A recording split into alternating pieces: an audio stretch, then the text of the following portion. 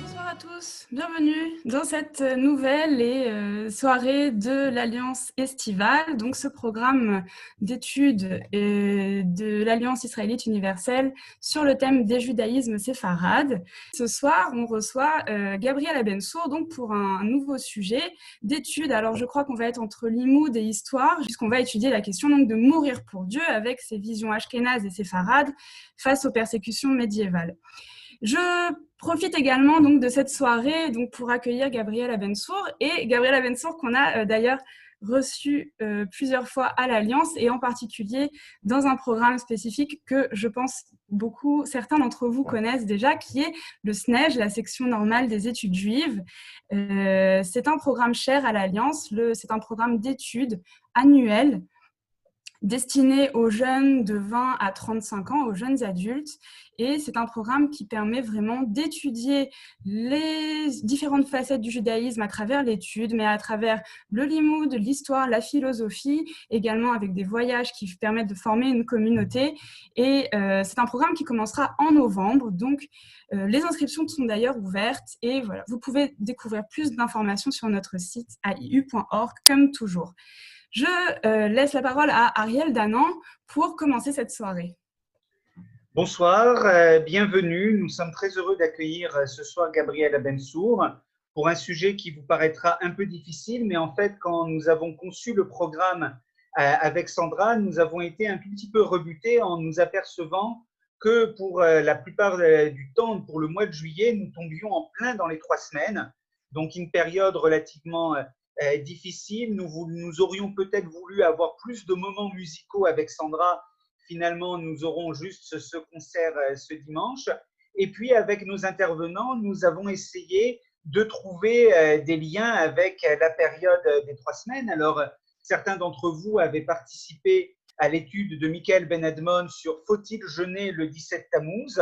La conclusion était extrêmement décevante parce que nous avons dû jeûner le 17 Tammuz malgré son cours d'1h30. Nous n'avons pas osé poser la question à Gabriel Abensour en lui demandant s'il pouvait nous autoriser à ne pas jeûner pour Tisha B'Av. On verra, peut-être qu'il y aura un scoop pendant le cours.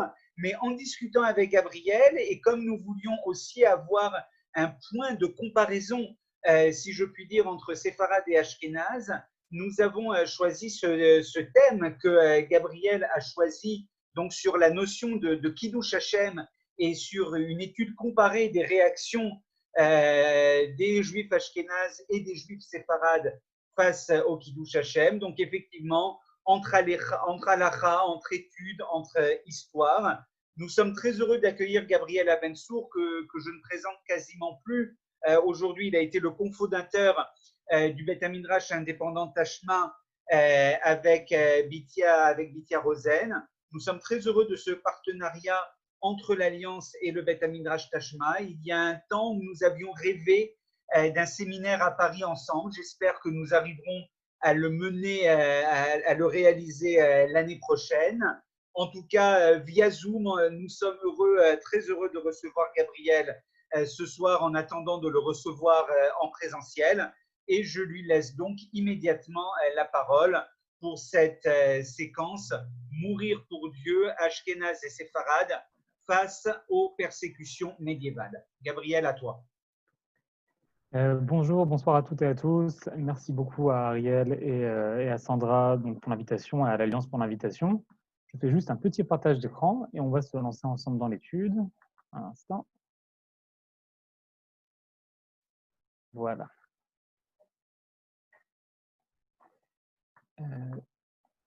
Voilà, on y est.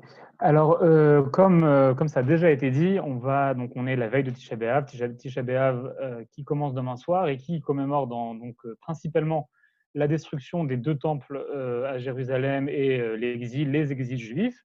Mais Tisha B'Av, le long de l'histoire juive, ça a aussi été, et c'est encore le jour où la mémoire juive, la mémoire collective juive a tenté de se rappeler de toutes les formes de persécution, de massacres, de souffrances et de douleurs juives que nous avons pu connaître à travers les siècles.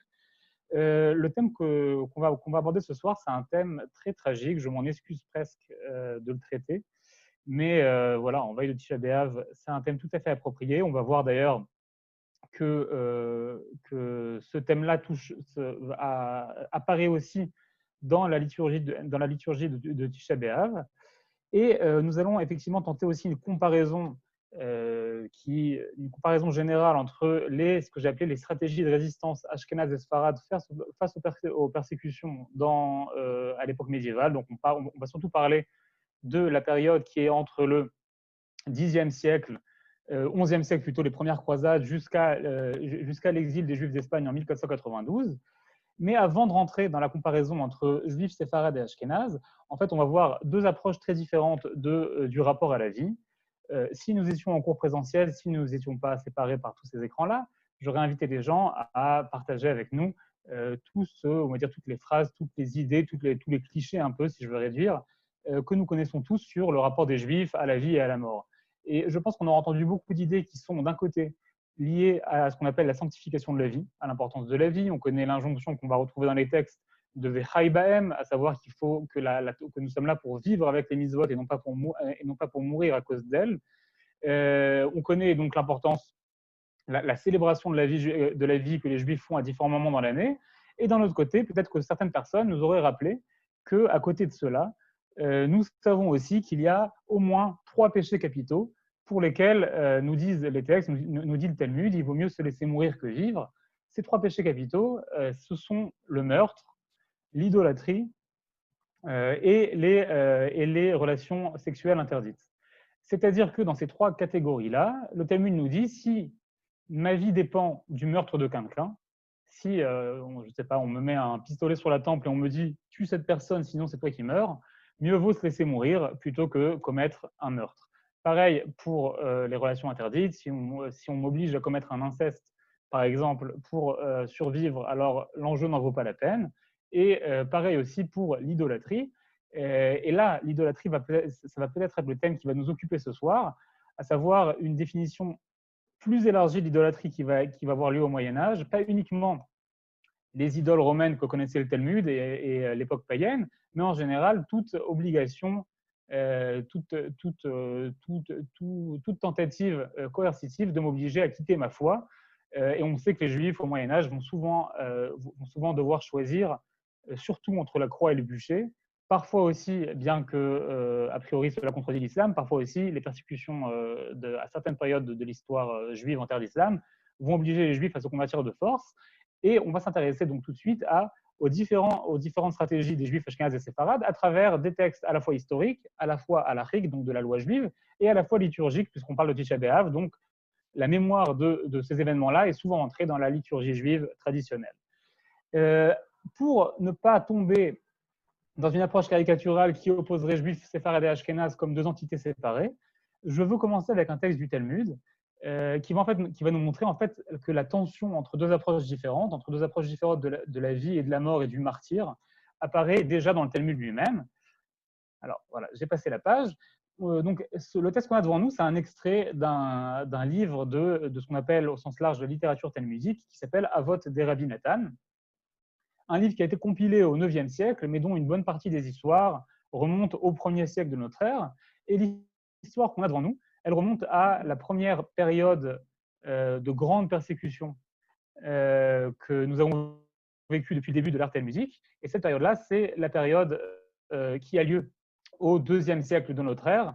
Après la chute de Jérusalem, on sait que les Juifs vivent encore sur la terre d'Israël et tentent une révolte qui va être menée par Bar Korva, mais la révolte qui va marcher pendant quelques années et qui va finir, donc Rome, un peu comme dans Astérix et Obélix, si vous voulez, Rome qui n'en pourra plus de voir la révolte romaine va décider de massacrer toute la Judée et de faire tomber la ville de Béthar. Et à cette époque-là, donc, les Juifs vont être massacrés et l'exil va réellement commencer puisqu'ils vont aussi être expulsés. C'est aussi l'époque où les Romains décident de changer le nom de la terre de Judée, la terre d'Israël, et l'appellent Palestine, notamment aussi pour effacer, on va dire, pour tenter de faire oublier aux Juifs la mémoire de leur terre.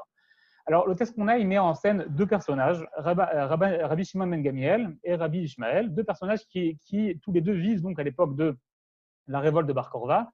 et qui font partie de ce qu'on appelle les Aseret Harugei Malchut, ces 10 sages qui vont être tués à cette époque-là, qui vont être tués, en fait, qui vont être, dans une certaine mesure, on peut dire qu'ils vont mourir en martyrs, et dont la mémoire est aussi inscrite dans la liturgie juive, puisque les juifs séfarades lisent une longue kina, donc un long poème de lamentation à Tisha B'Av sur le sort de ces 10 personnages, et les juifs ashkénazes le lisent à Yom Kippour. Je pense au passage que cette séparation-là, entre un même texte qui est lu une fois dans le jour le plus triste de l'année pour tout le monde et l'autre fois dans un jour aussi solennel que Yom Kippour, nous montre déjà qu'il y a deux façons, il y a deux récits et deux rapports donc, à ces histoires de martyrs. Et moi, ce qui m'intéresse dans cette histoire-là, c'est de se poser la question du rapport à la mort. Alors, je me lance avec vous dans l'histoire et vous allez voir qu'en fait, l'histoire a deux parties. Je la lis directement en français. Ceux qui lisent l'hébreu, je vous invite à la suivre dans le texte en hébreu à côté. Le texte s'ouvre sur une phrase des Pirkei Avot qui dit la chose suivante. Le glaive survient dans le monde à cause du retardement du cours de la justice et à cause du détournement de la justice. Donc ça, si vous voulez, cette phrase-là, c'est l'ouverture. Et voilà l'histoire.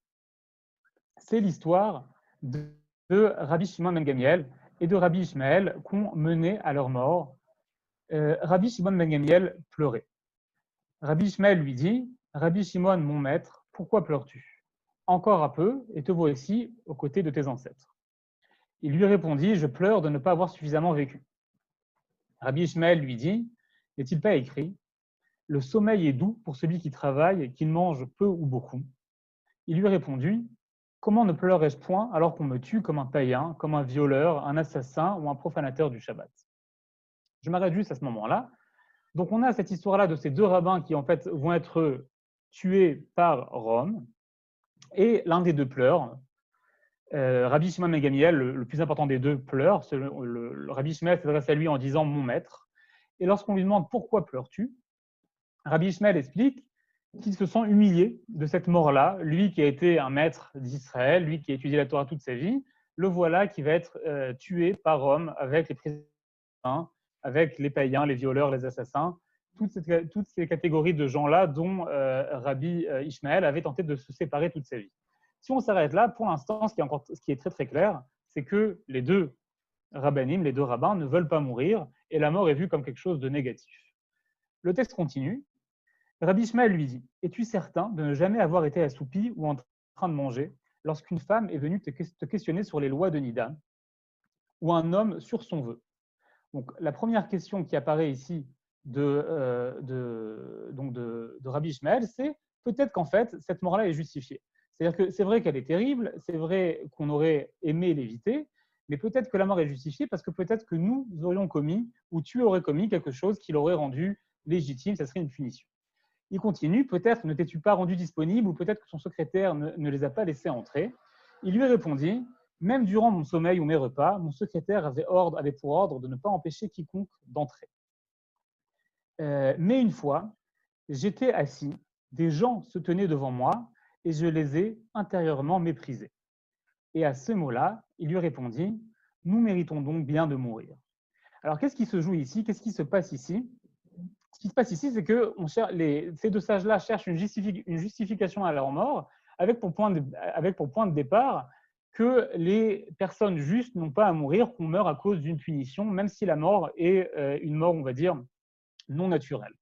Et comme il s'agit de 2 maîtres, le cadre qui est fait ici, c'est qu'on présuppose que 2 maîtres si importants doivent se montrer parfaits, doivent se montrer infaillibles dans leur comportement. Et la conclusion de ce petit texte-là, c'est que peut-être que la mort est une punition pour quelque chose de très faible, mais ici de crucial, à savoir que ces 2 maîtres-là, on juge en personnes qui viennent juger les autres et le peuple a besoin d'eux. Ces 2 maîtres-là auraient pu mépriser les personnes, les parties, les gens qui viennent plaider devant eux. Et ce mépris-là justifierait déjà cette punition divine terrible, à savoir la mort. Vous remarquez évidemment que cette explication va avec le début du texte, à savoir que le glaive survient dans le monde à cause du retardement du cours de la justice ou à cause du détournement de la justice. Alors évidemment, ici, la barre est très, très, très haute, mais le texte voudrait nous dire, pour des sages, beaucoup plus que pour les gens, que pour le commun des mortels, les sages doivent être infaillibles, et c'est cela qui justifie la mort. Autrement dit, les rabbins ne sont pas tués pour rien, ils sont tués à cause d'une faute qu'ils auraient commise. Jusqu'à là, le rapport à la mort est toujours le même, à savoir les sages ne veulent pas mourir et la mort est vue comme une punition. Mais là, on arrive à la deuxième partie du texte. Et je ne vais pas me lancer dans des longues explications de philologie talmudique, mais ce que je vais quand même vous le dire entre parenthèses, cette deuxième moitié du texte, si vous ouvrez le livre, vous la lisez immédiatement à la suite de la première partie. Mais la recherche talmudique sur le sujet nous montre qu'il s'agit en fait de deux textes différents qui ont été collés apparemment beaucoup plus tardivement au 8e siècle. Les sources les plus anciennes et les autres versions de ces deux textes-là sont séparées. On a deux textes séparés. Et vous allez directement voir que la narration est très différente, que l'angle est très différent. Donc, on a dit que les deux sages allaient mourir. Et voilà que, qu'est-ce qui se passe? Le bourreau arriva pour trancher la tête de Rabbi Shimon. Et Rabbi Ishmael dit, non, c'est moi le plus noble, je suis grand prêtre, fils de grand prêtre, viens donc me trancher la tête en premier. Rabbi Shimon ben Gamiel s'opposa, mon rang est plus élevé que le sien. Le bureau lui demanda, pourquoi donc? Il répondit, car je suis prince et fils de prince.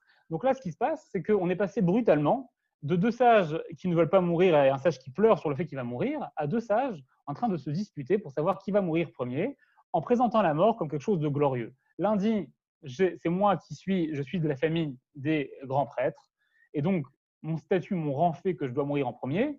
Le deuxième dit, moi je suis de la famille des princes, et donc c'est moi. Et l'histoire continue. Le bourreau trancha la tête de Rabbi Shimon ben Gamiel. Rabbi Shimon l'a caressé, l'embrassé et pleuré. Il dit, cette bouche emplie de Torah se retrouve emplie de gravier. Comme il est dit, il m'a cassé les dents avec du gravier, il m'a couvert de cendres, un verset des Lamentations. Immédiatement, le bourreau lui trancha la tête à son tour, appliquant ainsi le verset « Épée, lève-toi sur mon berger et sur l'homme qui est mon compagnon, dit l'Éternel, Dieu des armées ». Ce texte-là, pour les personnes qui connaissent un peu la littérature martyrologique du monde chrétien, nous rappelle beaucoup le martyre des premiers chrétiens, et ce n'est pas pour rien. À savoir que ce texte-là, en fait, décrit la mort comme quelque chose de glorieux, comme un martyr qui serait quelque chose de noble. Et comme on l'a vu juste avant, on a en fait une coupure dans la narration du texte, à savoir le début du texte qui critique la mort, la deuxième partie, au contraire, qui présente la mort comme quelque chose de noble, à savoir mourir pour Dieu, ça serait mourir en martyr.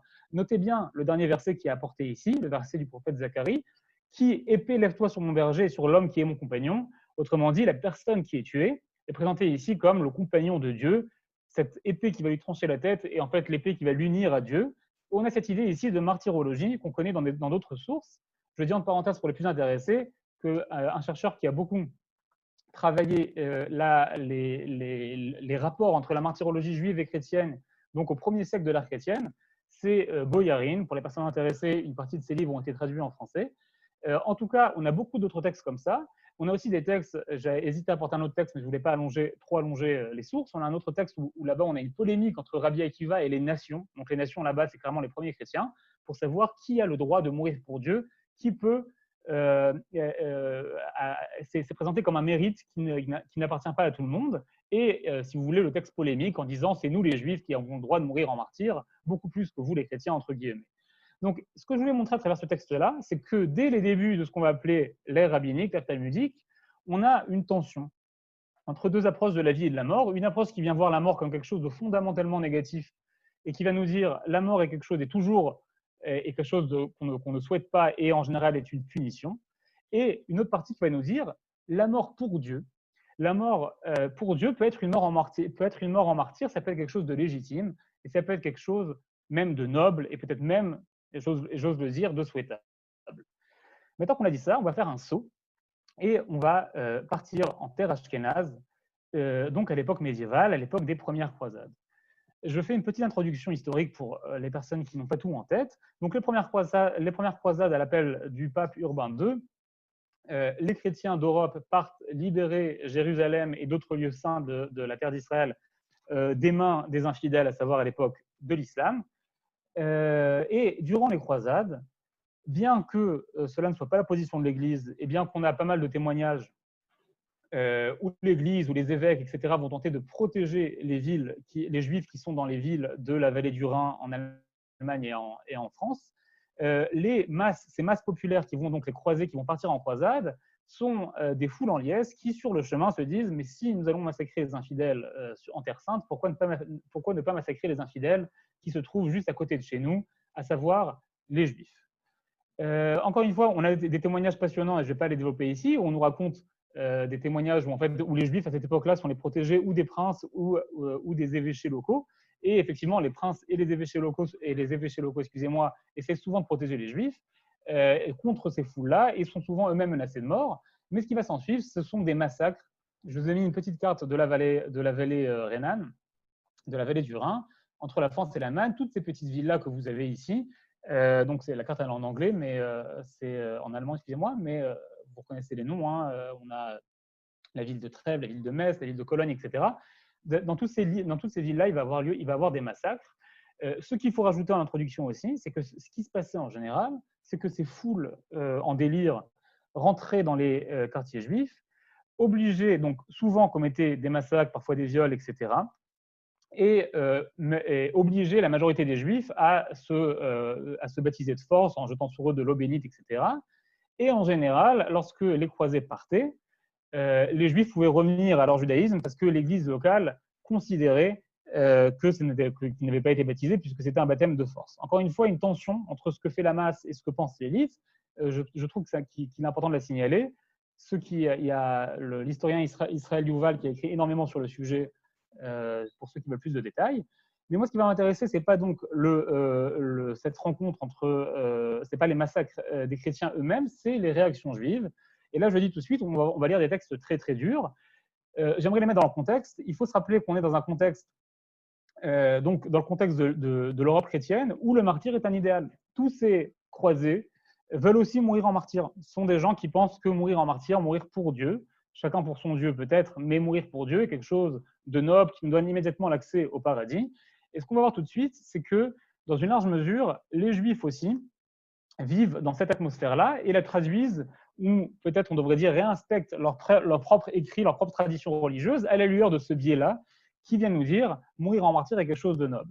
Et ce qui va se passer dans toute la vallée rhénane, on a des chroniques juives, et je précise bien, c'est des chroniques qui ont été écrites par des Juifs eux-mêmes et non pas des chroniques extérieures, qui vont nous raconter de façon très, très apologétique les massacres que les Juifs vont faire eux-mêmes pour ne pas être convertis de force. Et donc les Juifs vont souvent se suicider et vont même souvent tuer leurs propres enfants. Et là, c'est quelque chose d'assez tragique, on n'en parle pas souvent, mais cette chose-là a laissé pas mal de traces, encore une fois, notamment à Tisha B'Av, dans la liturgie ashkénaze, mais aussi dans toutes ces chroniques-là. Toutes ces chroniques ont été publiées il y a déjà plus d'un demi-siècle par un chercheur israélien qui s'appelait Abraham Meir Haberman, dans un livre qui s'appelle Gzerot Ashkenaz Vetzarfat, les massacres, les croisades en terre française et allemande. Et j'ai pris un seul extrait qui est assez terrible comme ça, mais sachez qu'il y en a des dizaines d'autres du même genre. Ce qui m'intéresse dans l'extrait, c'est de comprendre ce rapport étrange à la mort qu'on voit à cette époque-là. Alors, je passe à l'extrait qui m'intéresse. Donc, cet extrait-là, il provient des chroniques juives de la communauté juive de Trèves. J'ai mis la photo de la communauté de la ville de Trèves aujourd'hui, jolie ville pastorale allemande. Et on va voir que ce qui s'y est passé au XIe siècle était beaucoup plus tragique. Le texte, pour ceux qui lisent l'hébreu, encore une fois, je vous invite à suivre en hébreu, écrit dans un hébreu très poétique, très apologétique, et va vanter une histoire qui nous paraît franchement abominable. Je m'excuse déjà pour les personnes qui vont avoir du mal à la suivre, elle n'est pas facile à entendre. Et on raconte le massacre donc d'une femme qui s'appelle ici Rachel Achassida, Rachel la pieuse, qui va tuer elle-même ses 4 enfants pour ne pas que les enfants soient convertis par les croisés. Et cette histoire-là, elle n'est pas du tout exceptionnelle. J'en ai apporté une seule parce qu'on n'a pas une semaine devant nous pour étudier toutes les chroniques, mais il y en a des dizaines et des dizaines comme ça. Ce qui m'intéresse beaucoup plus que l'histoire tragique, c'est le ton apologétique avec lequel elle est racontée. On nous dit la chose suivante. Qui n'a pas entendu, qui n'a pas vu l'action de la sainte et pieuse Rachel, fils d'Isaac et femme de Juda? Donc on commence avec ce ton un peu apologétique, Mira'a ou Mishama, comme si on racontait une histoire magnifique. Et voilà ce qui se passe. Elle s'adressa à ses amis et dit, donc à ses amis au féminin, c'est un conseil de femmes juives à Trèves, et dit, j'ai 4 enfants, n'ayez point pitié d'eux, de crainte que ne viennent les incirconcis et ne les saisissent et ne les baptisent de force, sanctifiez le nom divin sur eux aussi. Donc ici, on a deux choses qui apparaissent. D'abord, on a cette idée-là, on est avant même l'arrivée des croisés, mais on craint, les croisés sont à la porte, on a peut-être déjà entendu la rumeur qu'ils ont fait un massacre dans l'autre village, et cette femme qui dit, je veux qu'on tue mes enfants pour ne pas prendre le risque même que ces enfants-là soient baptisés de force. Et ici apparaît la notion de sanctifier le nom divin, la notion de Kiddush Hashem, qu'on utilise aujourd'hui dans un sens beau bien différent, et qui à cette époque-là veut dire surtout ça, veut dire mourir pour Dieu. Une des amies s'approcha, prit le couteau et égorgea l'enfant. Lorsque Rachel vit cela, elle hurla et dit « Où est ta pitié, Dieu ?» Elle demanda à ses amis de ne pas tuer Isaac devant Aaron, son frère. Donc, on a vraiment toute la scène, on a les noms des enfants et cette volonté que les enfants n'assistent pas à la mort les uns des autres pour qu'ils n'assistent pas au meurtre de son frère. On les sépara, la femme prit l'enfant et l'égorgea. Il était jeune et très doux. Le jeune Aaron, voyant son frère égorgé, hurlait « Mère, ne m'égorge pas !» Il s'enfuit, se cachait sous un meuble et la mère avait encore 2 filles. J'ai sauté le paragraphe, on nous raconte qu'elle tue ses 2 filles. Et on continue. Quand la pieuse finit de sacrifier ses 3 enfants devant l'Éternel, elle éleva sa voix et appela son fils Aaron, où es-tu? Je n'aurai pas pitié, je ne t'épargnerai pas. Elle le traîna par le pied de là où il était caché et le sacrifia devant le Très-Haut. Donc notez aussi le ton, le texte est horrible, mais il y a cette idée, en fait, on nous décrit, et ce n'est pas du tout exceptionnel, on nous décrit le sacrifice de ces enfants-là, en fait, comme un sacrifice, comme presque quelque chose de rituel. On a des textes qui vont même ritualiser ça. On nous raconte que les parents ou le rabbin ou celui qui a commis le meurtre prend le sang et l'asperge comme on faisait au temple pour les sacrifices. C'est aussi à cette époque-là, et c'est important de le dire, que va se développer la vision selon laquelle, la vision très apologétique du sacrifice de la ligature d'Isaac.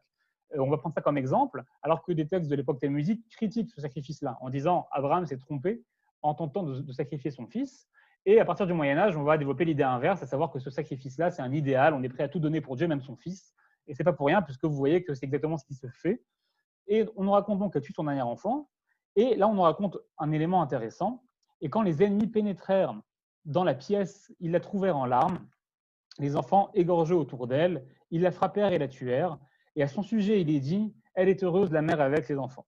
Donc là, on nous raconte une chose intéressante, un détail qui apparaît dans d'autres textes, à savoir que les chrétiens sont souvent choqués, en fait. C'est-à-dire que les chrétiens, en arrivant, eux-mêmes qui viennent faire des meurtres et des viols et qui veulent faire des baptêmes de force, en voyant des parents qui ont tué leur propre enfant, sont souvent choqués, réagissent souvent mal à cette histoire-là. Et pourtant, le texte écrit par un juif, qui est écrit par les chroniques de la communauté juive, dit « Heureuse la mère avec ses enfants ». Il prend un verset des psaumes, « Emma banim semecha » pour vanter la gloire de cette mère-là qui a tué ses enfants-là. Et l'histoire finit, le père, en voyant ses beaux enfants égorgés, et se jeta sur son épée jusqu'à ce qu'en sorte de ses tripes un suicide supplémentaire. Autrement dit, on a des familles entières qui vont se suicider en pensant que c'est quelque chose de très, très, très légitime et de beau et de martyrologique, etc., et quelque chose de nécessaire. Ces textes tragiques ne vont se trouver que dans cette zone juive-là, à savoir qu'au Moyen-Âge, dans cette zone, donc dans la zone qu'on appelle Ashkénaze au Moyen-Âge, à savoir la vallée rhénane surtout, un peu la France, un peu l'Allemagne, et pas du tout chez les séfarades. Mais avant de partir voir ce qui se passe chez les séfarades, j'aimerais comprendre comment une telle pratique peut être justifiée. Et là, en fait, on a un problème. On a un problème qui va être soulevé par les rabbins ashkénazes de cette époque-là, à savoir que, certes, on sait qu'il vaut mieux se laisser tuer soi-même plutôt que faire de l'idolâtrie. Et même si on supposait, ce qui est en soi une polémique, que le christianisme est une idolâtrie, et qu'une conversion forcée, si on nous a jeté dessus de l'eau bénite, mériterait déjà de se laisser tuer, et toutes ces choses-là sont en soi polémiques dans la littérature juive, comment pourrait-on justifier le fait que je vais tuer moi-même quelqu'un qui, en plus, n'est même pas majeur encore, donc qui, a priori, n'est pas responsable de ses actes. A priori, cette personne-là ne fait absolument rien de mal et ne peut pas être tenue responsable, même si elle a été baptisée de force. Et cette question-là va travailler les rabbins de cette époque-là, qui vont tous tenter, en fait, de justifier cette pratique-là a posteriori. C'est-à-dire que, vous l'avez bien vu dans ce texte-là, cette pratique est défendue de façon apologétique. Le peuple, on va appeler ça comme ça, les masses juives voient cela comme quelque chose de glorieux. Et les rabbins qui vivent dans ce contexte-là vont tenter de justifier ça dans les textes, bien que c'est très difficile. Je vous ai apporté une justification qui apparaît dans le commentaire des Tosafistes, donc des sages du XIIe siècle qui vivent en France, dans la même zone. C'est juste de passer le texte, voilà. Le texte est compliqué, je l'ai raccourci, c'est un texte halachique pas facile à expliquer. Le commentaire, le texte va traiter d'un verset, le verset qui nous dit « Vous préserverez mes lois et vous vivrez à travers elles ». Ce verset-là nous dit noir sur blanc, donc le Talmud nous dit noir sur blanc au sujet de ce verset-là, que cela vient exclure la personne forcée à transgresser le commandement en privé, qui est absoute de tout avertissement ou condamnation. Autrement dit, le Talmud nous dit noir sur blanc que si une personne est forcée de transgresser un commandement et si en plus cela est fait de façon privée, eh ben cette personne-là n'est pas tenue responsable de ces actes-là. Et si j'élargis un peu, a priori, elle n'aurait pas de raison de s'y opposer et de se mettre en danger de mort. Ça serait peut-être même interdit. À savoir, si quelqu'un me dit, je ne sais pas, mange du porc ou je te tue, a priori, je mange mon porc silencieusement et je laisse ça passer et l'affaire est réglée. Mais voilà qu'on a ici un commentaire donc, du XIIe siècle, au nom du Rav Moshe de Kosi, qui nous dit la chose suivante, qui vient en fait détourner le texte et qui nous dit, le texte nous dit effectivement qu'on n'est pas tenu responsable, mais que si on veut faire de l'excès de zèle, eh ben c'est très bien. Si on veut faire de l'excès de zèle, si on veut quand même se laisser mourir, eh ben, bien qu'on n'en soit pas obligé, c'est tout à fait légitime. Et si vous voulez cette approche-là, ça va être la défense a posteriori de ces pratiques-là, à savoir parfois faire de l'excès de zèle. Parfois, se laisser tuer est un mérite et faire de l'excès de zèle est quelque chose de bénéfique. Et de façon élargie, si mourir est un mérite, alors tuer même son propre enfant peut être quelque chose de légitime si c'est pour le sauver d'une conversion forcée, etc. Donc, cette approche terrible qui a lieu au Moyen-Âge, en terre ashkénaze, va même être ritualisée. Et à partir du XVe siècle, on a des textes qu'on nous raconte qu'il y a des bénédictions pour les gens qui se laissent mourir en martyrs. On nous raconte qu'il y a des textes qui nous racontent, notamment chez le Maram de Rothenburg, que les personnes qui se laissent mourir sur le bûcher, si c'est pour sanctifier le nom de Dieu, à savoir si c'est pour ne pas se convertir au christianisme, alors elles ne souffrent pas, le feu ne les fait pas souffrir, etc. Et toute une apologie autour de tout ça qui va se retrouver, comme je l'ai dit, dans la liturgie juive. Si vous êtes encore avec moi et si vous n'êtes pas fait fuir déjà de ce cours-là, on va passer maintenant à une approche très différente et moins brutale qu'on a exactement à la même époque en terre séfarade. Et là, c'est intéressant. Donc, à partir, on sait que l'Espagne médiévale jusqu'au XIIe siècle est à majorité musulmane. On connaît l'Espagne des trois religions, on connaît l'âge d'or espagnol. Je vais m'intéresser à une période qui est juste après l'âge d'or espagnol. L'âge d'or espagnol se finit, donc l'âge d'or espagnol qui est une période où il y a beaucoup de production intellectuelle, poétique, rabbinique, etc., de la part de juifs, des musulmans et des chrétiens, donc ce qu'on appelle un âge d'or parce que c'était une période plutôt glorieuse de l'époque de l'Espagne médiévale. L'âge d'or espagnol se finit avec la prise de pouvoir des Almohades en Espagne et en Afrique du Nord. Les Almohades sont aussi musulmans, mais ont une vision beaucoup plus fanatique et radicale, et notamment, contrairement au principe de l'islam, décident d'imposer l'islam, y compris aux religions du livre, y compris donc aux chrétiens et aux juifs. Et à partir de ce moment-là, les juifs, eux aussi, doivent se convertir de force ou quitter l'Espagne ou évidemment sont tués. Et ce qu'on a à partir de ce moment-là, c'est que donc, les Juifs, une bonne partie des Juifs vont quitter l'Espagne pour d'autres régions d'Afrique du Nord, pour le nord de l'Espagne qui est chrétien, et une bonne partie des Juifs vont aussi se convertir de façade. On va avoir différentes… Au passage, ça ne touche pas que les Juifs. Hein, la photo que vous avez devant vous, c'est une illustration du grand philosophe musulman Averroès, qui lui aussi va être accusé d'hérésie et va donc devoir s'excuser publiquement et va aussi être exilé pour ne pas être tué. Et une autre figure importante de cette époque-là, c'est la figure du grand Maïmonide, né à Cordoue, qui lui aussi va fuir les persécutions almohades et va partir jusqu'en Égypte parce que les Almohades règnent aussi sur le Maroc.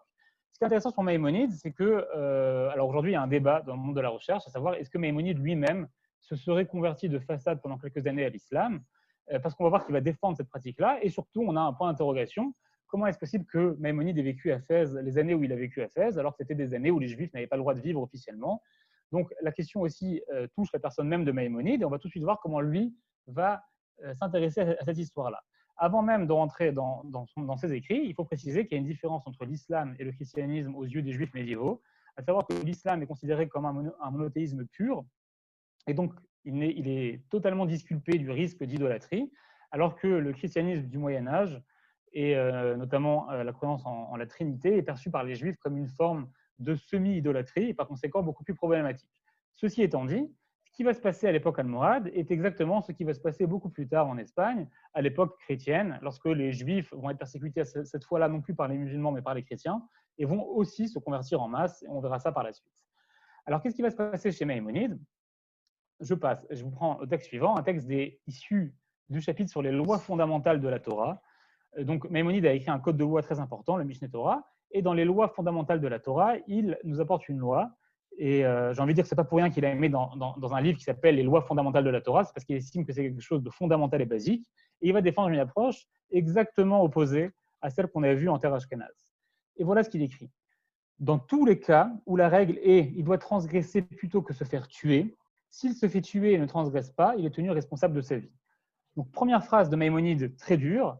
Dans tous les cas où, à l'exception des 3 péchés capitaux, à savoir encore une fois de l'idolâtrie, du meurtre et des relations sexuelles interdites, à cette exception-là, si un juif refuse de transgresser un autre interdit et se laisse mourir, cette personne-là est responsable de sa vie. Autrement dit, elle est considérée comme une personne qui s'est suicidée, elle a transgressé un grave interdit. Si je suis menacé de manger du porc et si je n'en mange pas, je suis tué. Si je refuse d'en manger, nous dit Maïmonide, ce que j'ai fait est comparable à un meurtre. Je me suis tué moi-même sans aucune raison. Il est tenu responsable de sa vie. Aucune personne ne peut se laisser mourir, ne peut faire de l'excès de zèle comme on l'a vu chez les Tosafot. C'est quelque chose de totalement interdit. Chacun doit vivre coûte que coûte lorsqu'on ne touche pas aux 3 péchés capitaux. Mais maintenant, ce qui est intéressant, c'est qu'il va nous parler des 3 péchés capitaux et là, il va faire le chemin inverse. Il va tenter de limiter ce que dit le Talmud. Et voilà ce qu'il écrit. Et dans tous les cas où la règle est l'inverse et qu'il doit se faire tuer plutôt que de transgresser, s'il se fait tuer et ne transgresse pas, il sanctifie le nom de Dieu. Donc, il commence avec une phrase minimaliste. Dans les 3 cas, dans les 3 péchés capitaux, si je me laisse mourir, j'ai fait ce qu'on appelle du Kiddush Hashem. J'ai fait quelque chose de bien. Maintenant, est-ce que c'est ma seule voie, est-ce que c'est ma seule échappatoire? Regardez ce qu'il dit tout de suite. Si celui dont il est dit qu'il doit se faire tuer et ne pas transgresser, transgresse plutôt que se faire tuer, il profane le nom de Dieu. Il manque un commandement positif qui est la sanctification du nom de Dieu, il transgresse un commandement négatif qui est la profanation du nom de Dieu. Néanmoins, étant donné qu'il est contraint dans sa transgression, on ne lui inflige pas la flagellation et inutile de mentionner que le tribunal ne le met pas à mort même s'il est contraint de tuer autrui. Si déjà celui qui fait de l'idolâtrie, celui qui est contraint à l'idolâtrie, qui est une faute plus grave que toutes les autres, n'est pas passible de retranchement ou de mort, a fortiori est-il de même pour tout celui qui transgresse les autres commandements de la Torah sous la contrainte. Comme il est dit au sujet de la fille violée, tu ne lui feras rien. Alors, Maïmonide dit 2 choses ici, 2 choses importantes. La première, en fait, c'est qu'il vient limiter l'injonction du Talmud selon laquelle il faut se laisser tuer dans 3 catégories qui sont le meurtre, encore une fois, l'idolâtrie et les relations sexuelles interdites. Il nous dit, Maïmonide, c'est vrai qu'il faut se laisser tuer, mais si on ne l'a pas fait, eh ben, en fait, il ne s'est pas passé grand-chose. Si on ne l'a pas fait, la vie reprend son cours, on n'est pas puni pour ne pas l'avoir fait, on est considéré comme quelqu'un de forcé. Et en fait, on a un principe, qui ne cite pas ici, mais qui cite autre part, Anus Rachamana Patre, la Torah disqualifie les personnes forcées. La Torah ne les tient pas pour responsables. Et donc, si j'ai été forcé à me convertir, si j'ai été forcé à avoir une relation sexuelle interdite, etc., j'en suis, même si je ne me suis pas laissé mourir, si je ne me suis pas laissé tuer, je n'ai pas commis un grave interdit et la vie reprend son cours. Et il finit à la fin en comparant ça au viol, en disant que la Torah mentionne bien que lorsqu'une femme est violée, elle n'est pas responsable. C'est écrit marquement dans la Torah, tu ne lui feras rien parce qu'elle n'est pas responsable de ce qui s'est passé. Et exactement de la même façon, toutes les différentes, on va dire, formes de pouvoir coercitif exercé sur moi, je n'en suis pas responsable même si je ne me suis pas laissé tuer, y compris dans les 3 péchés capitaux. Autrement dit, on a ici l'approche exactement inverse que celle qu'on avait vue jusqu'à là, à savoir une approche qui vient limiter, qui va nous dire, a priori, il faut tenter de vivre coûte que coûte. A priori, il faut tenter de sanctifier la vie. Et même lorsque c'est les 3 péchés capitaux, ce n'est pas très grave si on a fait un petit écart avec la règle. Et je rajoute, on ne va pas lire le texte maintenant, qu'en ce qui concerne l'islam, Maïmonide va dire que comme l'islam n'est pas de l'idolâtrie, se laisser tuer plutôt qu'être converti est strictement interdit. Très bien. Maintenant que j'ai dit tout ça, j'aimerais continuer à un dernier texte qui va nous intéresser, à savoir qu'est-ce qui va se passer à l'époque, 3 siècles plus tard, lorsque les Juifs vont commencer à être persécutés par les chrétiens. Donc les persécutions chrétiennes, en fait, elles s'étalent sur tout le long de la période espagnole, mais tout particulièrement à partir de 1391, ce qu'on appelle en hébreu les Xerot Kana, les premières persécutions de masse que les Juifs vont subir, et donc le premier antisémitisme de masse. Et ce qui va se passer, c'est que en fait, les Juifs d'Espagne, les Juifs espagnols, les Juifs séfarades ont déjà une stratégie de résistance. À savoir que durant des siècles et des siècles, ils ont encore gardé en mémoire les Almohades et ils ont gardé cette époque où en fait, on estime que des dizaines de milliers de Juifs à l'époque almohade se sont convertis de façade et sont revenus au judaïsme immédiatement après. Comment on le sait? Parce qu'à l'époque almohade, on n'a pas de traces de communautés juives puisqu'elles sont interdites. Et dès que les Almohades quittent le pouvoir, d'un coup, on a une explosion de communautés juives qui reprennent leurs cours de sages, de rabbins, etc. Donc non seulement les Juifs avaient continué leur pratique, mais en plus, ils avaient continué l'étude, etc. Donc les Juifs d'Espagne avaient cette tradition-là des conversions cachées. Si avant, on a parlé de l'influence culturelle chrétienne sur la martyrologie juive aussi, à savoir cette ambiance qu'on a en terre chrétienne médiévale qui voit le martyr comme un idéal. Je pense qu'ici, à l'époque, sur ce qui se passe en termes musulmanes, on peut aussi parler de l'influence culturelle musulmane qui a un principe qui s'appelle la taqiyya, à savoir un principe qui nous dit que lorsqu'un musulman est persécuté, il peut se convertir de façade ou il peut être un infidèle de façade plutôt que de se laisser mourir. Et là aussi, on trouve la même idée, à savoir ces juifs-là qui vont, c'est Maïmonide le premier et encore d'autres et bien d'autres après lui, qui vont dire on peut faire un islam ou après un christianisme de façade et ne pas se laisser tuer. Au passage, je dis aussi que les personnes qui sont intéressées par cela, un chercheur qui a travaillé le sujet, c'est Abraham Grossman, qui a parlé de comparaison des influences culturelles sur ce thème-là en terre d'islam et en terre chrétienne. Donc, on sait qu'à l'époque musulmane, les Juifs se sont déjà habitués à se convertir de façade. On sait aussi qu'a priori, se convertir au christianisme est plus compliqué, mais que dans une large mesure, c'est quelque chose qui se fait déjà. On l'a déjà fait avec les musulmans. Les Juifs continuent à faire la même chose. Et en 1391, on a des dizaines de milliers de Juifs qui vont se convertir au christianisme. Et on estime qu'une grosse majorité va faire une conversion de façade. C'est qui on estime? C'est d'abord et avant tout l'Espagne elle-même, puisqu'un des gros problèmes qui va se poser tout le long du XVe siècle, c'est comment faire pour que les nouveaux convertis soient des bons chrétiens et coupent leurs racines avec les Juifs.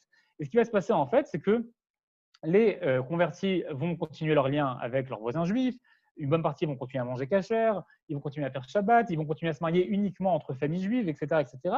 Ils vont garder la trace de leur origine juive durant des siècles et durant des décennies, après même des siècles. Et tout cela va devenir intolérable pour la couronne d'Espagne lorsque la reconquête de l'Espagne s'achève par les rois chrétiens, par Isabelle la catholique et Ferdinand d'Aragon. Donc on connaît le fanatisme d'Isabelle la catholique qui voit ça comme une récompense de Dieu, le fait d'avoir reconquéri l'Espagne des mains des musulmans. La deuxième guerre qui est déclenchée est une guerre contre les mauvais convertis. Et donc la guerre commence à ce moment-là, on est à la fin du XVe siècle.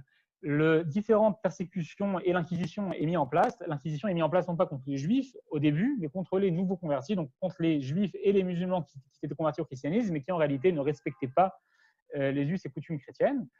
Et après 20 ans, donc l'Inquisition est mise en place en 1792, après 20 ans, la couronne comprend que, ou du moins arrive à la conclusion, que tant qu'il y aura des Juifs en Espagne, et après tant qu'il y aura aussi des morts, donc des musulmans en Espagne, il sera impossible de déraciner, de couper les conversos, les nouveaux convertis de leurs racines juives ou musulmanes.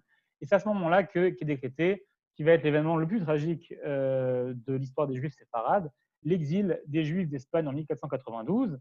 On estime à cette époque qu'il y a environ qu'il y a plus de 100 000 Juifs qui vivent dans la péninsule ibérique. Ils sont installés là depuis des siècles. Ils ont des métiers très variés. Ils sont, on va dire, bien insérés dans la société espagnole. Et brutalement, ces Juifs-là doivent choisir entre la croix, le bûcher, ou la fuite, ou quitter l'Espagne. Donc la tragédie se met en place. Et au passage, 4 ans après, c'est l'expulsion des musulmans d'Espagne. Il faut aussi signaler qu'ils vont être expulsés à leur tour. Il n'y aura plus que des chrétiens en Espagne. Mais ce qui va se passer aussi, c'est qu'à ce moment-là, une deuxième vague de conversion de façade va s'installer, beaucoup plus dangereuse que la première, puisqu'à ce moment-là, il y a déjà l'Inquisition, mais de nombreux Juifs ne vont pas pouvoir quitter l'Espagne pour des raisons diverses et variées, émotionnelles, économiques, financières. Parfois, ils ont des liens, ils sont mariés avec des familles de conversos, etc., etc. Et une bonne partie va se convertir de façade, et aussi une partie va donc quitter pour l'Afrique du Nord, l'Empire ottoman, mais aussi au début pour le Portugal voisin. Et là, je voudrais arriver avec vous avec un texte qui apparaît dans la liturgie séfarade de Tisha B'Av. Il apparaît encore, par exemple, dans le Nosar, dans le texte des Juifs d'Afrique du Nord, un texte qui a été écrit donc sur ces persécutions vécues par les Juifs entre l'Espagne et le Portugal. Ce qui va se passer au Portugal, le Portugal est a priori le pays le plus accessible, c'est-à-dire qu'il est le pays juste à côté, c'est le pays où il y a déjà des liens géographiques, culturels forts, où il y a des communautés juives établies, très proches de l'Espagne à tous les niveaux. Et le roi de Portugal, au début, va accueillir les Juifs à bras ouverts en comprenant l'intérêt économique que cet accueil peut avoir pour lui. Mais 4 ans plus tard, Isabelle la catholique le roi va vouloir faire une alliance avec l'Espagne voisine et puissante, et Isabelle la catholique va exiger que pour que l'alliance soit conclue, pour que le mariage soit conclu entre sa fille et le roi d'Espagne et le roi du Portugal, les Juifs doivent quitter le Portugal. Et le roi du Portugal va faire quelque chose de beaucoup plus tragique encore qu'Isabelle et Ferdinand, si c'est possible. Le roi du Portugal ne va pas être intéressé au départ des Juifs du Portugal, parce que les Juifs une bonne partie sont des commerçants importants, etc. Du moins ceux qui s'étaient installés au Portugal. Les plus riches s'étaient installés au Portugal, les autres étaient déjà partis pour d'autres contrées. Et pour les empêcher de partir du Portugal, il va faire quelque chose d'odieux. Il va obliger les conversions d'enfants. C'est-à-dire qu'il va obliger que tous les enfants soient convertis de force, et les parents n'avaient plus que 2 choix, se convertir pour garder leurs enfants ou quitter l'Espagne pour les perdre.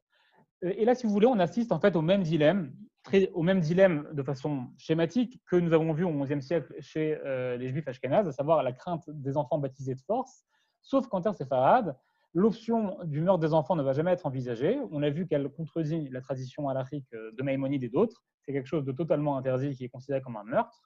Et par conséquent, les parents, une bonne partie des gens vont se convertir eux aussi à leur tour. Et ça va être la deuxième grande tragédie en quelques années des Juifs donc de la péninsule ibérique.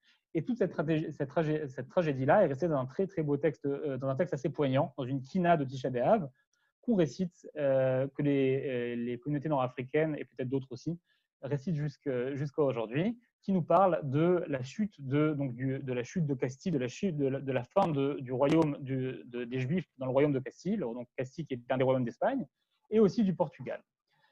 Alors, je vais la lire avec vous en hébreu parce que quand même c'est un poème, donc pour qu'on entende un peu l'hébreu, et je vais la commenter. On va finir avec ça et un dernier petit texte. Yom meori chashach begerush Castilia, oili al shivri, shever Yerushalayim al tizkeri od, haha halai vehoyali, qu'il est shever Castilia lonim satsari.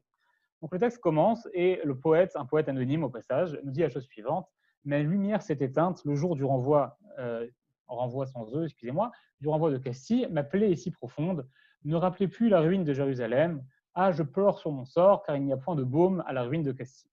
Et ici, la phrase la plus forte, c'est peut-être ne rappelez plus la ruine de Jérusalem, c'est-à-dire que le poète est en train de dire, notre propre douleur est tellement profonde, ce qu'on est en train de vivre est tellement tragique, que le fait qu'à chaque Tisha B'Av, on rappelle la chute de Jérusalem n'est rien comparé à ce que nous sommes en train de vivre au présent. Et donc, il décrit ça au présent avec ces onomatopées dans le poème qui reviennent plusieurs fois. Ha ha halai vehoyali. J'ai traduit ça par ha, je pleure sur mon sort, mais en fait, c'est une sorte de cri de lamentation. Et donc, il commence avec l'Espagne, mais voilà qu'il passe au Portugal. Ni Portugal ni shmakol nehi bemara, ha ha halai vehalalai, ki en shever ki shivri ou mazor kimzori. Du Portugal s'élève une voix plaintive et amère. Ah, je pleure sur mon sort. Aucune ruine, aucun malheur n'atteint ma ruine. Az panim meler caché menouval shemo, haha halai vehoyali, shahar shem Eloi ishi veori. Un insolent, un roi dur du nom de Menouval, je vais expliquer tout de suite. Ah, je pleure sur mon sort, a oublié le nom de mon Dieu, mon sauveur et ma lumière. Alors juste un petit mot sur ce Menouval qui apparaît là. Menouval en hébreu, ça veut dire le l'impie, le mauvais. Mais ce qui est intéressant, c'est que le nom original du roi du Portugal, c'était Manuel. Et en fait, donc Manuel qui vient de l'hébreu, Immanuel, qui veut littéralement dire « mon Dieu est avec moi ». Et en fait, ce qui se passe, ce qu'ils disent les Hébreux, vous pouvez regarder en hébreu le nom Menouval. En fait, le poète fait tomber l'aleph, le aleph du mot qui fait le forme le mot El à la fin, et donc El qui veut dire Dieu. Et en fait, il fait un jeu de mots avec le nom du roi en disant le nom du roi, ce roi-là qui porte le nom de Dieu, a oublié le nom de Dieu qui est en lui, à savoir son nom est un nom hébraïque, Manuel qui signifie Dieu est avec moi, Et lorsqu'on fait tomber le nom de Dieu du roi, qu'est-ce qui reste? Le roi Manuel sans le L, il reste Menouval, il reste donc ce roi impie. Il continue et là il nous décrit en fait précisément ce qui nous intéresse, les persécutions et les conversions forcées des enfants. ילדים האומרים בכל יום שמע ישראל, אהה ועללי, אומרים לעץ הקיצה ולאבן אורי. Les enfants qui récitaient chaque jour le schéma, ah, je pleure sur mon sort, disent désormais au bois, réveille-toi, à la pierre debout. Donc là, il fait allusion effectivement à la bénédiction du schéma Israël, hein, que les Juifs prononcent tous les jours, la sanctification du nom divin. On dit, écoute Israël, ton Dieu, l'Éternel est ton Dieu, l'Éternel est un. Et nous dit ce poète-là, ces enfants-là qui disaient ça tous les jours, les voilà maintenant en train de réciter, en fait, dans d'autres mots, en train de réciter la messe, disent au bois, réveille-toi, et à la pierre debout. Il fait évidemment allusion au bois, donc à la croix, et à la pierre, aux icônes. Donc en fait, pris vers la pierre et les icônes, et non plus vers le Dieu unique. Et ça continue, et là c'est intéressant, la réaction des parents. Kimu vekiblu avotam kaem haha halai ve'alalai amru shlosha ele em kitri unizri. Leurs pères prirent sur eux la même foi. Ah, je pleure sur mon sort. Ils dirent ces trois-là sont ma couronne et mon diadème. Donc en fait, le poète nous décrit que les parents, par non-choix, vont se convertir eux aussi en masse. Et ils vont dire ces trois-là, donc ça fait allusion à la Trinité. Les parents juifs ne vont pas avoir le choix et vont prendre la Trinité, vont accepter, entre guillemets, le joug de la Trinité, même si c'est souvent de façade, pour pouvoir sauver leurs enfants, pour pouvoir rester avec eux. Et ça finit avec, à la fin, Vechachamim vechasidim anshe maaseh hahalai ve'alalai amru beish met samti anis sivri. Les sages, les pieux, les nobles, autrement dit là, il fait allusion à toutes les élites religieuses, rabbiniques, etc. Ah, je pleure sur mon sort, dire en un homme mort, je place ma délivrance. Autrement dit, même les rabbins, même les érudits vont se convertir, vont subir les conversions forcées et donc la fin, en un homme mort, je place ma délivrance, c'est évidemment allusion ici à Jésus, à savoir notre délivreur deviendra cet homme mort aux yeux des Juifs, celui auquel nous n'avons pas cru durant des millénaires et des centaines d'années, et voilà qu'on soit maintenant forcés d'y croire. Ce poème-là, il garde la trace d'abord d'une très grande douleur, de quelque chose d'extrêmement tragique, mais il garde aussi la trace d'une autre réponse au dilemme entre la croix et le bûcher, ou entre la croix et l'exil dans ce cas-là, et qui va être en fait ce qu'on va appeler plus tard le phénomène des maranes, qu'en hébreu on appelle le phénomène des anousim. Et le terme n'est pas choisi pour rien en hébreu. Anousim en hébreu, ça vient du mot ones, ça vient du mot forcé, du mot contraint. Autrement dit, la tradition juive, et là c'est vraiment la tradition séfarade, parce que ce mot-là va être créé dans un contexte séfarade et va être utilisé pendant des siècles uniquement par des rabbins séfarades. La tradition juive va déjà, en fait, si vous voulez, va déjà absoudre de leur faute ces conversions forcées en disant ce sont des gens contraints. Et les gens contraints, comme on l'a dit plus haut, Anus Rachamana Patre, les gens contraints ne sont pas tenus pour responsables. Et donc, par conséquent, dans leur nom même en hébreu, on va dire que ces gens-là ne sont pas responsables de ce qui se passe. On va tenter de se montrer beaucoup plus conciliant avec eux. Et à ma connaissance, et à la connaissance donc des historiens de la période, il ne va y avoir aucun phénomène de massacre systématique des juifs, donc des enfants juifs, etc., par leurs parents, ou ce genre de choses qu'on a vu plus haut en terre ashkénaze, parce que donc, la tradition ici va être différente, à savoir une tradition qui va estimer que c'est un grave interdit, et qu'au passage, la conversion forcée n'est pas si grave lorsqu'elle est véritablement forcée.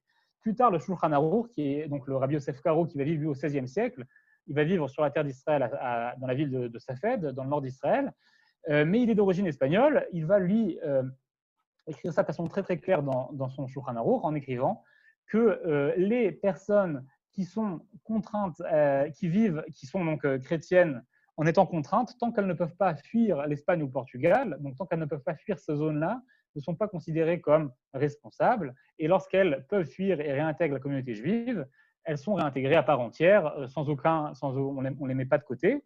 Mais il va évidemment dire que si ces personnes-là peuvent fuir et qu'elles refusent de fuir parce que cela sert leurs intérêts économiques ou quelconques, alors évidemment, dans ce cas-là, la situation est différente et la transgression est beaucoup plus grave. Mais dans tous ces cas-là où on parle d'enfants convertis de force et de parents qui en fait agissent par pur instinct maternel ou paternel, à savoir on ne peut pas abandonner nos enfants, on ne peut pas se séparer de nos enfants, tout cela va être évidemment totalement défendu et inclus dans la tradition juive. Ce qui est intéressant dans ces stratégies-là, c'est que en fait, le phénomène des conversions forcées, je vais finir avec ça, Ce phénomène-là, donc des maranes, va pendant des siècles fonctionner. À savoir, évidemment, qu'une bonne partie des maranes vont finir par s'assimiler à la culture chrétienne et vont finir par oublier leur judaïsme, notamment parce qu'il faut quand même se rappeler que pendant des siècles, jusqu'au 19e siècle, l'Inquisition en Espagne va sévir. L'Inquisition va chercher de façon attentive les faux convertis. On a des cas complètement délirants de personnes qui sont condamnées à mort et qui ont l'air aujourd'hui, donc aux yeux des historiens, de très bons chrétiens ou de très bonnes chrétiennes, mais parce qu'une femme ne supporte pas, par exemple, le goût du porc. Donc on va dire que comme elle ne mange pas de porc, c'est qu'elle est juive, et comme elle est juive, elle va devoir, comme c'est une fausse convertie, elle sera condamnée, etc. Donc beaucoup de cas terribles, mais quand même, malgré toutes ces persécutions, malgré toutes ces souffrances, les juifs maranes vont pendant des siècles garder leur judaïsme en partie. Et ce qui est intéressant, c'est que pendant des siècles, on a des juifs de famille marane qui vont fuir au goutte à goutte, j'ai envie de dire, l'Espagne et le Portugal, et rejoindre l'Afrique du Nord, l'Empire ottoman, et parfois le nord de l'Europe, comme des endroits comme Amsterdam où il y avait des grandes communautés séfarades. On connaît des familles importantes de maranes. On connaît par exemple Spinoza qui a vécu à Amsterdam, qui venait d'une famille de maranes qui était retournée au judaïsme. On parle plus de 150 ans après l'exil des Juifs d'Espagne. On connaît des femmes très importantes comme Dona Gracia Mendes, qui elle-même a vécu en bonne chrétienne durant longtemps en Espagne et au Portugal avant de quitter le royaume pour s'installer à Istanbul et revenir au judaïsme en grande pompe. Et je vous ai apporté pour finir un témoignage intéressant, parce qu'il nous parle exactement de la vie, en fait, qui est le témoignage un mariage qui s'appelait Oribio de Castro. Je n'ai pas son nom en hébreu, dommage, j'aurais dû vous le chercher. Mais ce qu'on sait sur lui, c'est que donc, Oribio de Castro, il est né au Portugal, en 1617. Et il grandit aussi après à Séville en Espagne. Il étudie dans une université importante d'Espagne. Il devient médecin, c'est un médecin important. Il devient médecin du roi et il est même appelé en France où il va devenir médecin et conseiller à la cour de Louis XIV. Lorsqu'il est en France, il ne peut pas revenir au judaïsme parce que la France, donc il y a des juifs à cette époque-là en France, mais si quelqu'un est considéré comme chrétien, il n'a pas le droit de judaïser, on appelle ça comme ça à cette époque, c'est considéré comme de l'hérésie, et par conséquent, il ne peut pas revenir au judaïsme, mais il va finir lui-même par aller à Amsterdam, ville beaucoup plus tolérante, qui lui permet de revenir au judaïsme. Et ce qui est intéressant là-bas, c'est que lorsqu'il va arriver à Amsterdam, il va prendre le nom juif d'Israk, et à Amsterdam, il va quand même rencontrer des suspicions de la part de la communauté séfarade établie, qui va se demander est-ce que c'est un juif sérieux ou est-ce que c'est quelqu'un dont la foi aussi entre le christianisme et le judaïsme. Un autre phénomène intéressant, c'est ça, c'est que ces juifs maranes qui, pendant 150 ans, n'ont pas eu accès en fait, au texte juif et n'ont que la Bible, sont souvent surpris en fait, de redécouvrir la tradition juive, de redécouvrir les lectures juives de la Bible, etc. Parfois, c'est tragique, parfois, ça se finit mal. Parfois, ils finissent dans des dilemmes infinis, puisqu'ils ne se sentent ni chrétiens ni juifs. Mais lui, en tout cas, va être intéressé à revenir au judaïsme pleinement et va écrire une lettre dans laquelle il se défend face aux juifs en disant la chose suivante. En Espagne, je me suis comporté en chrétien, car la vie nous est chère. Je n'ai cependant jamais réussi à le faire comme il se doit, et c'est ainsi que ma judaïté a été découverte. Si déjà là-bas, face aux menaces sur ma liberté, mon honneur, mes biens et même ma vie, j'étais juif et mon christianisme n'était que pure façade, n'est-il pas évident que dans un lieu où la Providence m'offre une vie libre, je me comporte en véritable juif? Donc, autrement dit, il nous raconte ici son propre cheminement, le fait qu'en Espagne, il gardait des traditions juives en cachette et qu'il a été découvert et donc il risquait la mort, il est parti en France et puis il part au Portugal, et il part à Amsterdam. Mais cette phrase aussi, cette belle phrase qui ouvre le début de la lettre, où il dit « En Espagne, je me suis comporté en chrétien car la vie nous est chère ». Et cette idée-là que la vie est chère, cette idée-là que la vie, c'est quelque chose que rien ne vaut la vie. Je pense que c'est ici ce qui sort de cet extrait-là. C'était un peu, on peut dire, le slogan des maranes, rien ne vaut la vie. Nous sommes prêts même à trahir notre foi, à trahir des comportements qui nous paraissent les plus basiques pour pouvoir rester juifs, mais aussi pour survivre, avec cette idée-là que nous allons d'abord garder notre vie, et lorsque nous serons en vie, nous essayerons de retourner au judaïsme, mais que, dans une certaine mesure, on peut dire que si nous nous laissons mourir, eh ben, qui sera juif lorsque tous les juifs auront été convertis de force, lorsque toute cette tradition-là aura été oubliée? Un autre choix, donc un choix qui va être de prôner la vie coûte que coûte. On est parti, et je conclue avec ça, On est parti d'un texte à musique et je l'ai fait volontairement parce que je ne voulais pas qu'on finisse ce cours-là en ayant en tête qu'il y a les séfarades d'un côté et les ashkénazes de l'autre. Au final, on est donc des siècles après ces deux épisodes, donc après les premières croisades et après la période espagnole. Et évidemment, la tradition juive, durant ces siècles-là, s'est mélangée. Les textes de Maïmonide appartiennent à tout le monde, ils n'appartiennent pas que aux séfarades. Les textes des tosafistes appartiennent à tout le monde, ils n'appartiennent pas qu'aux ashkénazes. Et comme j'ai montré dans le Talmud, en fait, cette tension-là est déjà présente dans le Talmud lui-même. Et ce qui va se passer en fait à l'époque médiévale, et c'est ce que je propose comme lecture, c'est que chaque tradition, les juifs espagnols et les juifs ashkénazes, va en fait se pencher sur ces textes avec le biais culturel qui est le sien. Avec d'un côté un biais qui voit le martyr comme un idéal, et avec de l'autre côté un biais qui voit la conversion de façade comme quelque chose de tout à fait légitime et défendable. Et chacun, en fait, en faisant ça, va réinterpréter les textes à l'allure de ce biais-là. Et on va voir donc on l'a vu brièvement, mais on va voir en fait d'un côté les Tosafot qui vont aller plus loin que le Talmud en disant l'excès de zèle c'est très bien, même on peut se laisser mourir même lorsque c'est pas obligé. Et de l'autre côté, Maïmonide et beaucoup d'autres qui vont faire en fait le phénomène inverse, qui vont tenter de réduire le Talmud et dire même lorsqu'il faut se laisser mourir, si on l'a pas fait, c'est tant mieux et il s'est pas passé grand chose. Je simplifie un peu, mais évidemment que les siècles d'après et jusqu'à aujourd'hui, ces deux traditions-là se sont mélangées, même si on peut jusqu'à aujourd'hui, je pense, retrouver un peu ces deux narrations-là, parfois évidemment dans les textes liturgiques ashkénazes et séfarades, notamment à Tisha B'Av, c'est peut-être le jour le plus important où ces deux traditions d'un coup apparaissent brutalement à travers les keynotes, à travers ces chants tragiques. De qui fait-on l'éloge et comment présente-t-on la mort? Est-ce qu'on présente la mort comme quelque chose d'odieux, de tragique, d'insupportable, ou est-ce qu'on va présenter les gens morts comme des martyrs, comme des gens qui ont atteint une sorte de grâce, se sont rapprochés de Dieu, etc. Les deux existent et je vais m'arrêter là. On va prendre les questions donc pour les gens qui ont les questions. Je ne sais pas si on va les prendre à l'écrit ou à l'oral. Je laisse Sandra vous dire tout ça tout de suite. Et merci à vous d'avoir suivi ce cours-là. Merci beaucoup, Gabriel. Alors, effectivement, on va prendre les questions à la fois à l'écrit et à l'oral. Il y a déjà une question par écrit.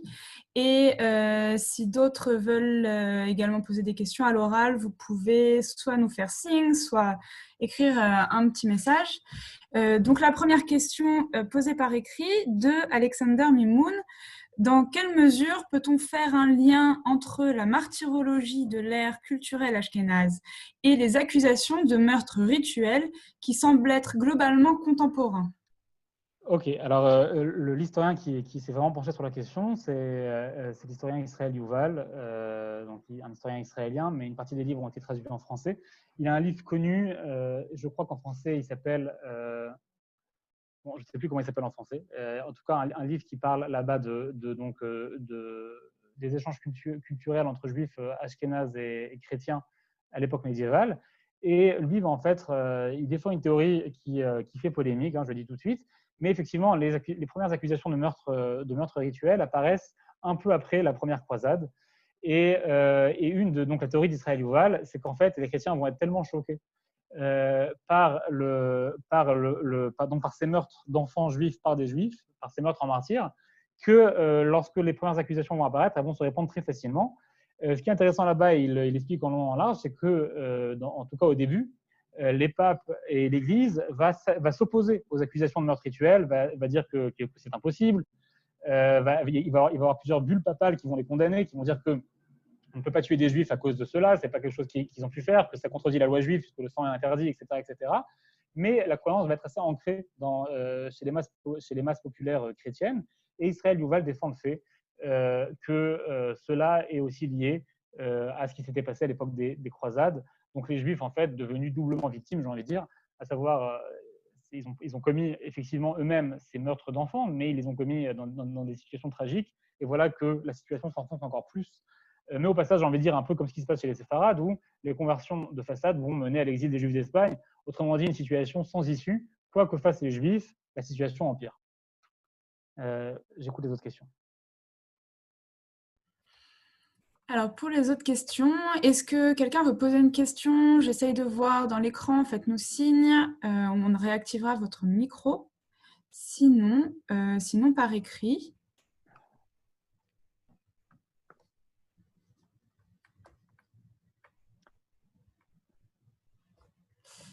Alors...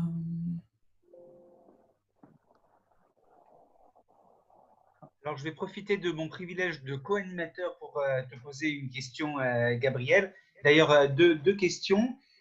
Quand tu citais le texte de la communauté de Trèves, qui se conclut par Em Banim Semecha, je ne peux m'empêcher de repenser à la kina que je connais moi dans le monde séfarade à propos de Hana et de ses enfants qui sont assassinés par les Grecs. C'est l'une des kinotes, à mon avis, les plus poignantes de Tisha B'Av et qui se conclut également par Em Banim Semecha, donc par la même allusion au fait que finalement, malgré la mort, la mère rejoint ses enfants dans l'au-delà, si je puis dire, et est heureuse. Donc il n'y a pas cette fois-ci, comment dire, de valorisation du suicide, parce que là, les enfants sont assassinés, mais malgré tout, le fait que les enfants et la mère sont réunis malgré la mort et sont heureux là où ils se trouvent. Donc il y a quand même un parallèle qui existe dans le monde séfarade.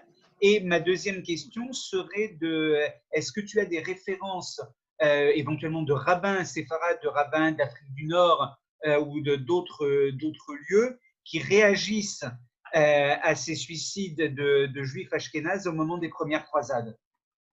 Ok, alors merci Ariel. Alors juste d'abord par rapport à Hana et ses 7 enfants, donc l'histoire apparaît déjà dans les textes et la musique. Et ce qui est intéressant, c'est qu'elle apparaît noir sur blanc dans la chronique que j'ai citée. J'ai coupé le paragraphe parce que c'était trop long. Mais là-bas, il compare, donc le chroniqueur compare ce qu'a fait cette Rachel à Hana et ses 7 enfants. Par rapport à la kina que tu cites, d'abord, je me pose moi-même en question, est-ce que c'est une kina écrite par des Ashkénazes ou des Séfarades? C'est intéressant à vérifier. Je ne sais pas si tu l'as en tête.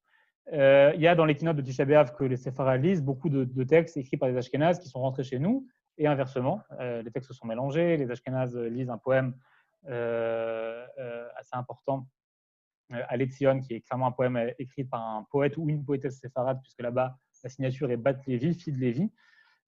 Donc la tradition liturgique s'est mélangée.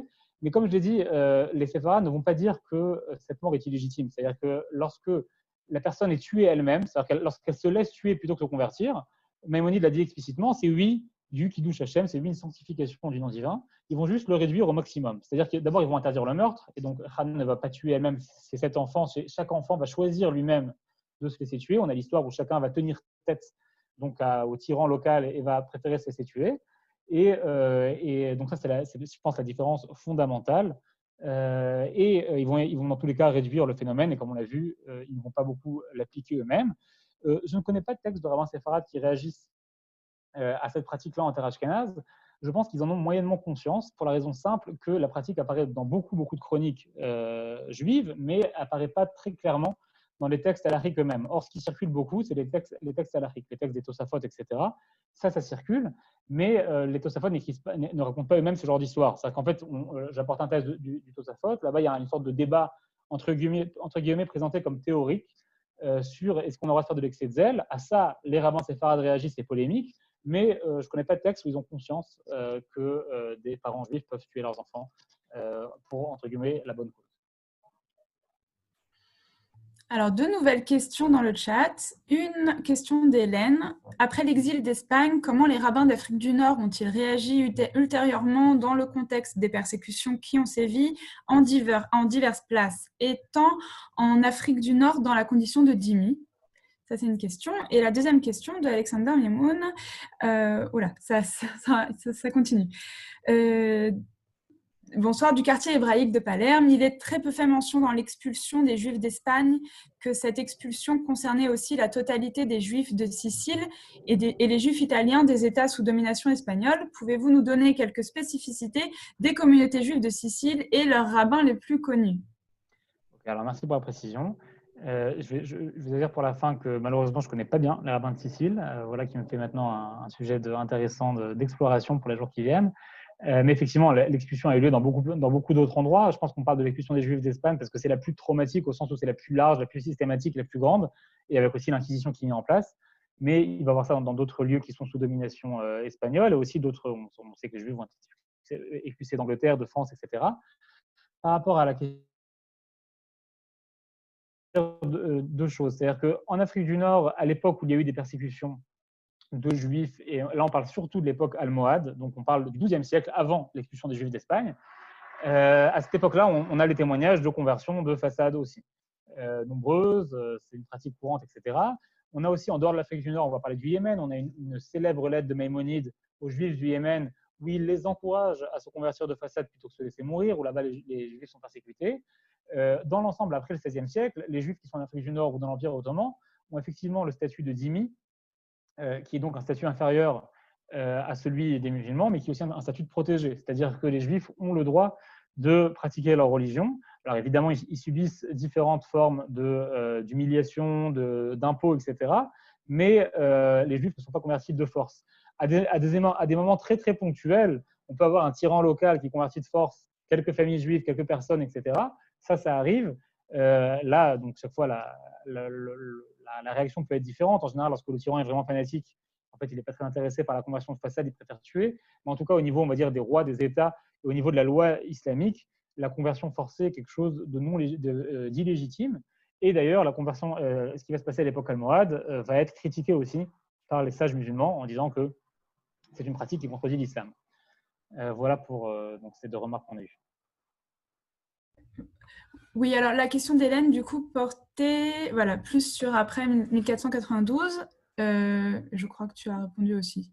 Je vais juste rajouter un petit élément intéressant. C'est que ce qui est intéressant, c'est comment les rabbins d'Afrique du Nord vont réagir à l'arrivée des Maranes. Ça, c'est peut-être le point le plus intéressant. Et en fait, on a des écrits intéressants, par exemple en Algérie, du Tajbet, qui habite donc en Algérie au XVIe siècle, et où là-bas, où en fait, il va s'énerver, s'emporter contre les Juifs locaux en leur disant qu'ils n'accueillent pas assez bien les Juifs maranes et qu'être un Juif marane n'a rien d'honteux, que ces Juifs-là ont fait ça pour sauver leur vie et que maintenant qu'ils sont revenus dans le bercail, il faut les accueillir comme il faut.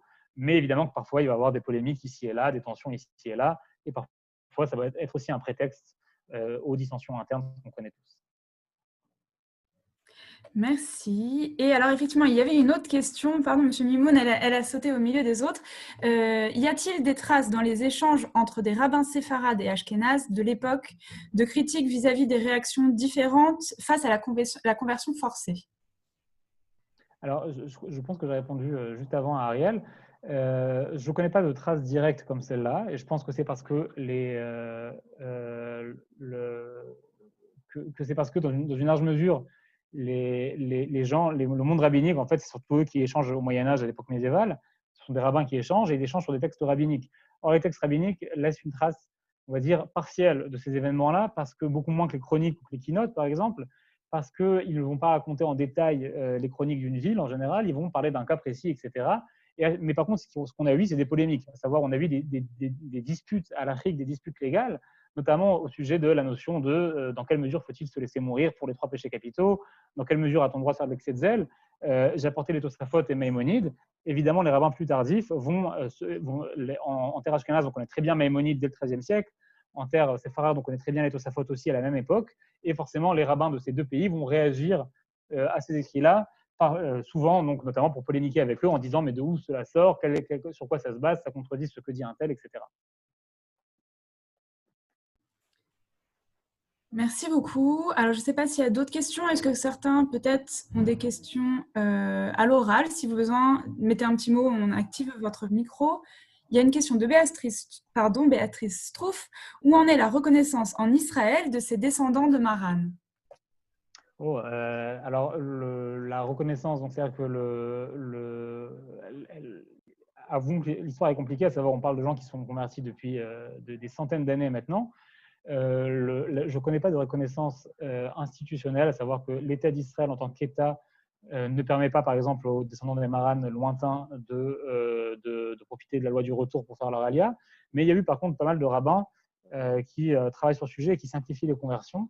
Je pense notamment au Rav Chaim Amselem, qui a écrit sur le sujet et qui est pas mal impliqué donc, dans tout ce qui est la reconversion, ou si vous voulez, la confirmation des descendants des Maranes d'Espagne et en fait surtout d'Amérique du Sud, puisqu'une bonne partie des Maranes ont aussi fui pour l'Amérique du Sud, où au début la situation était meilleure avant que l'Inquisition arrive aussi là-bas.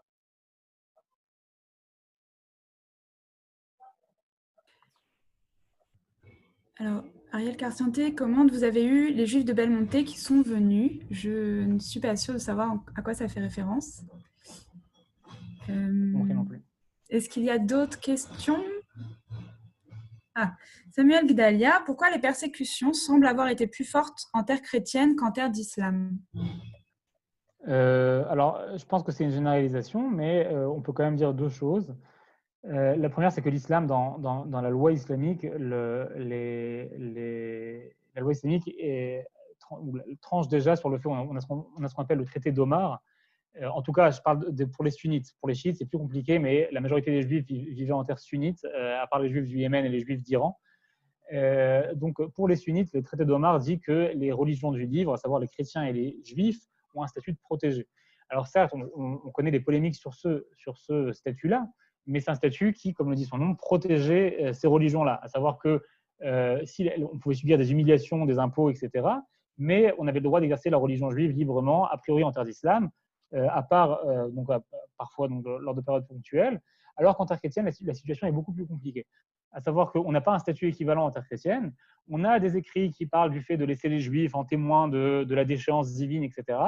Mais la situation est plus compliquée, en fait, est beaucoup plus, je dirais, malléable, elle change beaucoup plus vite. Je dirais quand même quelque chose que j'ai entendu un jour d'Israël Yuval, et je trouve donc l'historien que j'ai cité avant, le grand spécialiste des juifs en terre chrétienne, je trouve qu'elle mérite quand même une réflexion, un arrêt. Donc Israël Yuval dit il ne faut pas se poser la question pourquoi les Juifs ont été tellement persécutés en terre chrétienne au Moyen-Âge. Il faut se poser la question comment est-ce possible que les Juifs ont survécu en terre chrétienne au Moyen-Âge. Et alors ça nous paraît un peu insupportable comme question, mais en fait, on parle d'une période extrêmement intolérante. On parle d'une période où les minorités religieuses ne sont pas du tout tolérées.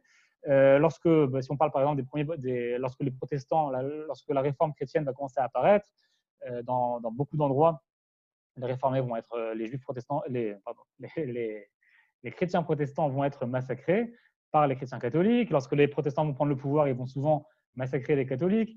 Évidemment que les musulmans ne peuvent pas entrer en Europe médiévale, ils sont massacrés immédiatement, donc ils cherchent aussi à l'envahir, donc forcément il y a ces tensions-là. Mais autrement dit, ce que je veux dire, c'est qu'aucune minorité n'est tolérée en terre chrétienne, à part les juifs. Et je pense que dès qu'on a dit ça, on comprend aussi pourquoi les juifs souffrent beaucoup plus en terre chrétienne peut-être, parce qu'en fait, leur statut est toujours questionné. À savoir, nous ne sommes pas habitués à avoir une minorité dans notre territoire, et qu'est-ce que celle-là fait? Pourquoi celle-là est-elle là? Et donc parfois, l'Église prend la défense des Juifs, parfois non, mais il y a aussi cet antisémitisme, on va dire, des masses, qui est si vous voulez, le discours contradictoire entre ce qu'on entend sur les Juifs qui auraient tué le Christ, etc., et d'un autre côté, les Juifs qui vivent à côté de chez nous. Et l'un dans l'autre, cette situation-là est un peu, on va dire, c'est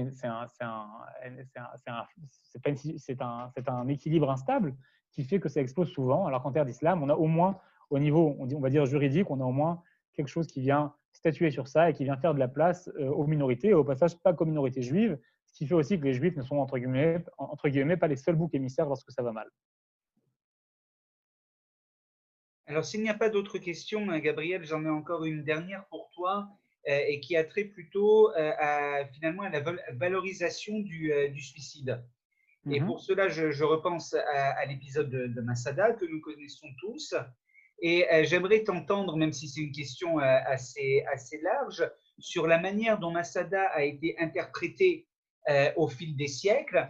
Parce que si je ne me trompe pas, c'était un modèle assez peu valorisé à certaines époques, avant de revenir et de devenir à l'heure actuelle un symbole extrêmement fort de l'État d'Israël.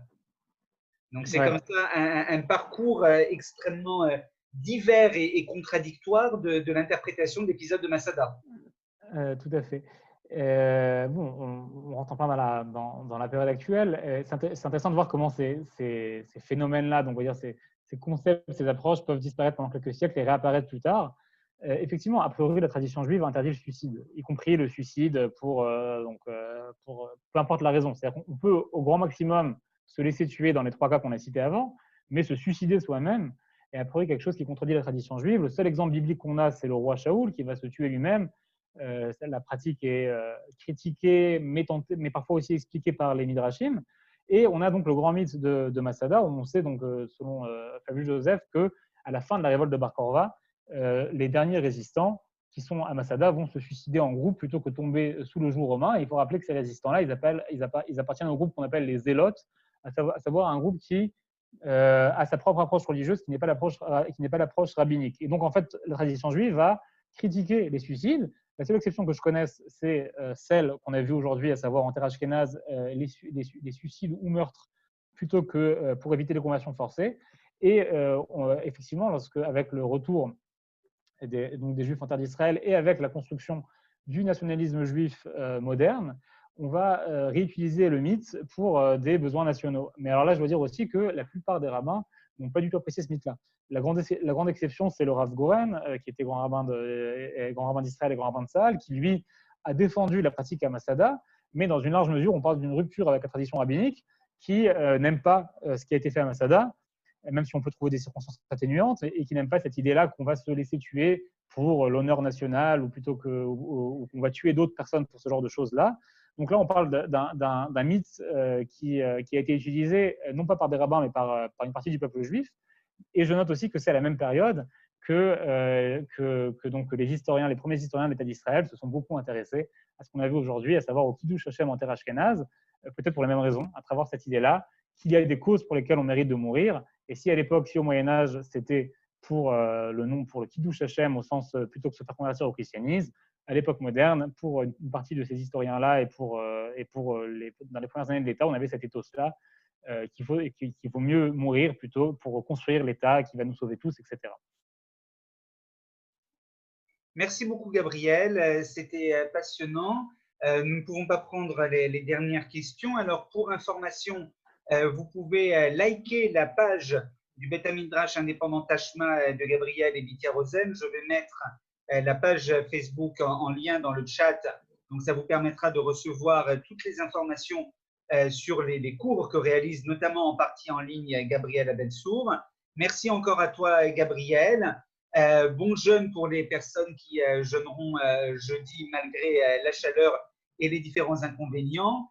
Merci beaucoup encore, Gabriel. Merci à toutes et à tous et nous nous retrouvons très prochainement.